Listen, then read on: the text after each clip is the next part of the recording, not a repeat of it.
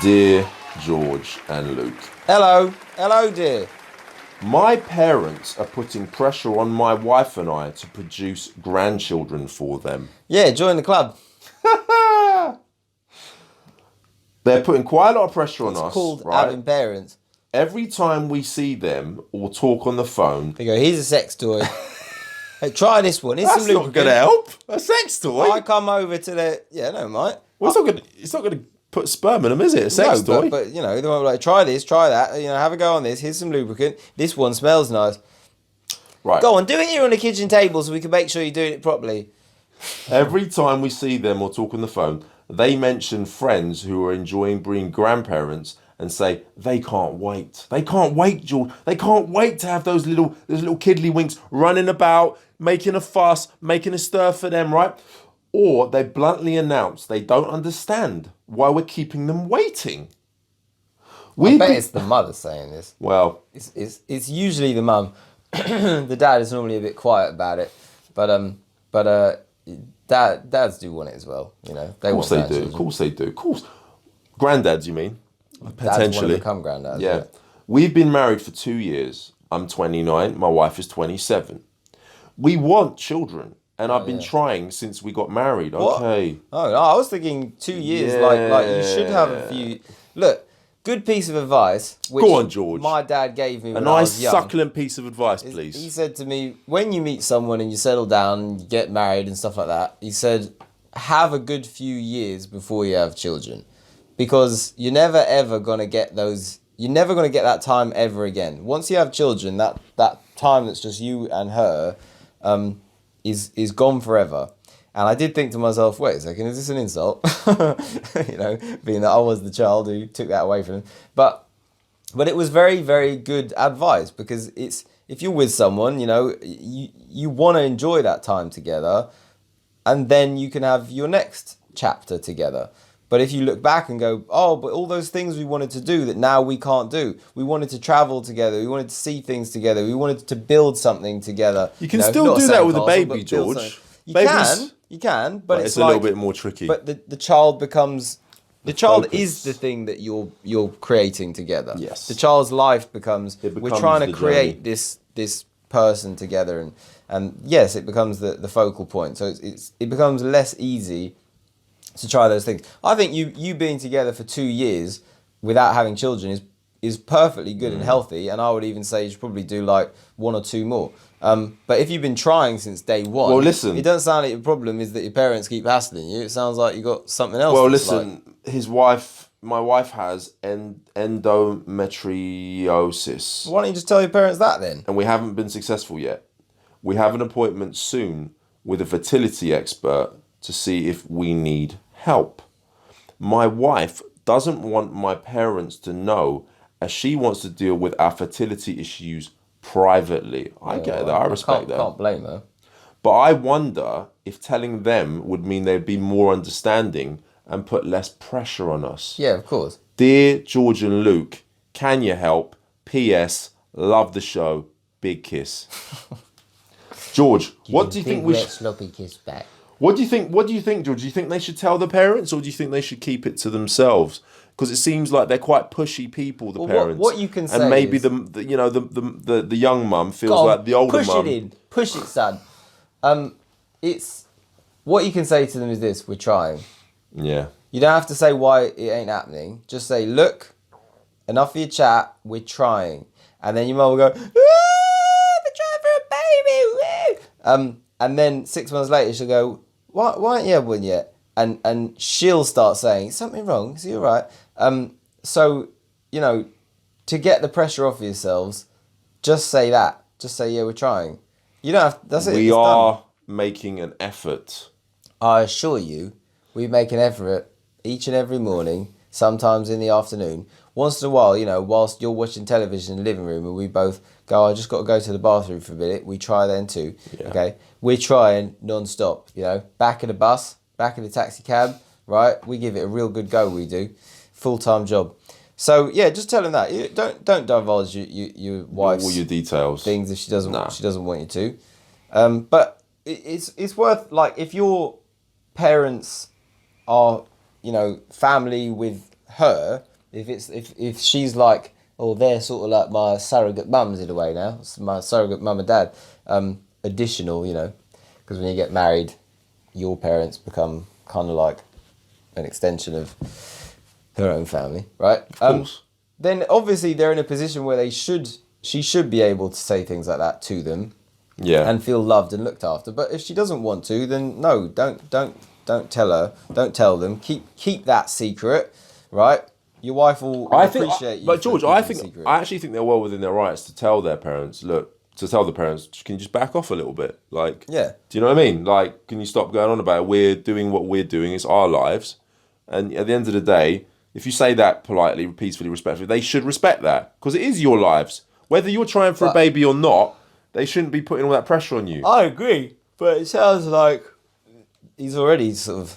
He has to have a word, mate. It sounds like he has been like, all right, enough of that. But it keeps coming back. I mean, that's sort of what I was thinking. But, you're right. You don't have to have that conversation at all. You have a kid when we're ready. Well, no, you don't have to say it like that, George. But they're young anyway, aren't they? They are young. In their 20s, like, it's not that. Late 20s, Quentin Tarantino just had his like first child in his 50s. So, be like, listen, when I'm 50, I'll give you a baby. Well, this is it. George, is there anything else you'd like to add? Or are you happy that you feel like you've covered this? I feel like we have covered it.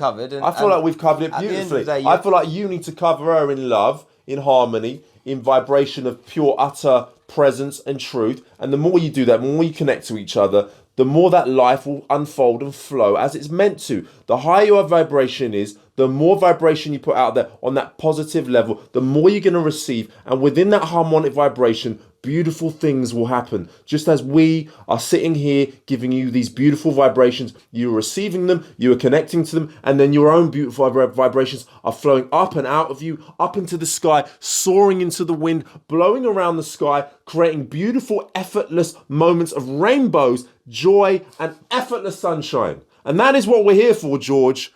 That is what we're here for. Moments of rainbows. It was all beautiful until that one moment. But that's true. Life is like that. You only get moments of rainbows. Rainbows are only there for a moment. Good point. And they're illusions sometimes. They're illusions, George. You try and catch a rainbow, it's not there, George. They're not illusions. I'll cross over them just to get to your place. I'll walk over the rainbow. Yes. I can believe that. So, George, anything else to say on this? Or can we move on, please? Because I feel like... Yeah, there is one other thing. One other thing. George has always got one other thing. If you just a warning to you guys, if you ever meet this man and you ask him if he's got one other thing to say, he'll always have at least one other thing to say. Say it, George. One other thing, right, is if it just gonna hold my drum. If it turns out that you can't, that's what he said. If you can't have a baby, say that to the parents. I'm just gonna hold my drum. I'm gonna do what I want with it, right? It's my drum. If it turns out you can't have a baby, don't worry about it. Like there are alternatives. There are too many children in the world born to parents who have abandoned them, who don't want them. Too many kids who need love. Lots of babies out there desperate for parents to love them. And should you take that route instead, then it's a perfectly noble, fine, lovely thing. And I know some people who were adopted, and they were adopted to loving parents, and that is their family, and the parents love them as much as parents would love their own children. And so you can always take that route, and do a good thing as well. So don't stress about it. And you can say to your own parents, come on in, let's go down, we'll pick a child together, right? And that way your parents will be in on it and they'll stop bothering you. But no, seriously, like if that's the case, there are alternative solutions. Don't be too upset. But right now, just bloody hell, tell them to back off. Yeah. Have a good few years together. What are you trying to have a baby the moment you got married for anyway? Like, give yourself a few years, enjoy each other.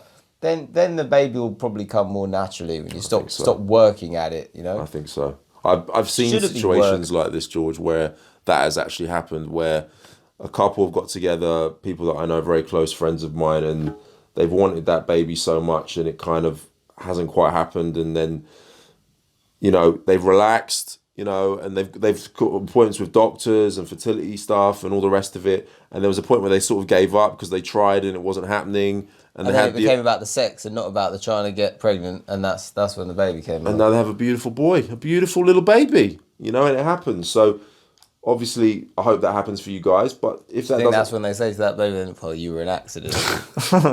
We did want you, Well, then we listen. decided we didn't. So technically, we're an accident. a beautiful accident. That's fine, right? Just like the rest of us. George, can I beat my drum now, please? You could always beat your drum, Luke. Thank you so much. The problem is.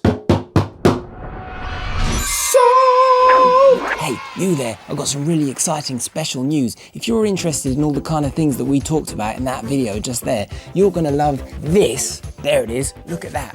It's written by me. It's called A Cure for Loneliness, as you can see right there. And I spent about a year of my life writing it to make sure that it would be good and fun and accurate and entertaining and all those things that make something, worthwhile. And I'm extremely excited to say that people have actually responded really well and they've been reading it all over the world. I've gotten reviews from people who say that they've read it twice. Somebody actually wrote to me recently to say that he'd read it 3 times. I was flattered if anyone had read it once, but to read it 3 times. Some excerpts of things that people have written to me about it are, it's a great and fun read, not the tedious intellectual kind. For me personally, this was a reminder that reading can be an awesome pastime.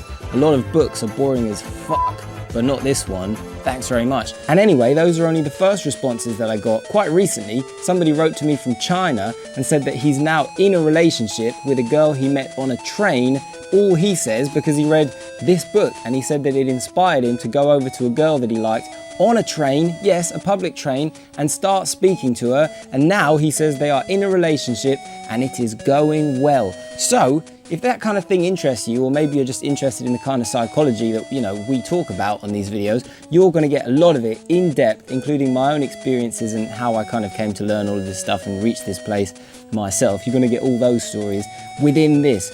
It's fantastic. Trust me, it's the best book you're ever going to read in your entire life. I wouldn't put a year of my life into writing something worthless, would I? So, jump in, have fun. You can find it on amazon.com.co.uk, any Amazon, even the Amazon jungle. It's only about $10, I think it's $8.99, something like that, with free shipping. So crack on, have some fun, and let me know what you think. Till next time, bye.